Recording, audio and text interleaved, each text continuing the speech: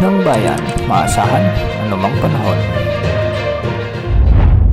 Magandang gabi po sa ating lahat. Narito ang update sa lagay ng panahon ngayong araw ng Lunes, May 13, 2024 hanggang bukas, May 14, 2024. Patuloy na makakaapekto ang easterlies sa ating buong bansa, samantalang localized thunderstorms naman ang magdadala ng mga pag-ulan sa ilang lugar.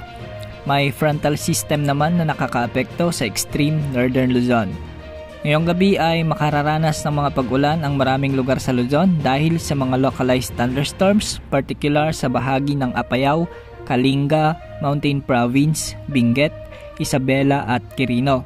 May mga inaasahan ding pag-ulan sa bahagi ng Nueva Vizcaya, Nueva Ecija, Tarlac, Pangasinan, Zambales, Pampanga, Bulacan, Cavite, Laguna, Rizal at Quezon. Posible rin ang mga pag-ulan sa bahagi ng Mindoro provinces.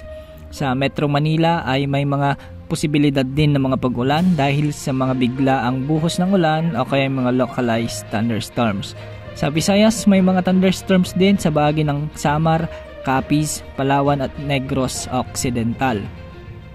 May inasahan ding pag-ulan sa bahagi ng Zamboanga Peninsula at Sorsogon. Sa mga susunod na oras ay posible pang makaranas ng mga pag-ulan ang ilang bahagi ng ating bansa dahil sa paggalaw o paglipat ng mga kaulapan na may dalang mga thunderstorms. Bukas, asahan pa rin ang maliwalas na panahon dahil sa easterlies at posibleng pumalo ang pinakamataas na heat index 47 degrees Celsius sa may Dagupan City, Pangasinan at 46 degrees Celsius naman sa bahagi ng Verac, Catanduanes. Sa ngayon wala namang nakataas na gale warning sa mga karagatang sakop ng ating bansa. Samantala patuloy nating minomonitor ang cloud cluster na nasa malayong silangan ng ating bansa. Ito ay isang intertropical convergence zone at hindi inaalis ng pag-asa na may mamuong low pressure area o sama ng panahon sa mga susunod na araw mula dito sa ITCZ na ito. Ayon sa latest wind outlook ng GFS model, posibleng maging low pressure area o bagyo ang nasabing cloud cluster sa susunod na linggo at lalakas ngunit hindi naman inaasang lalapit sa ating bansa.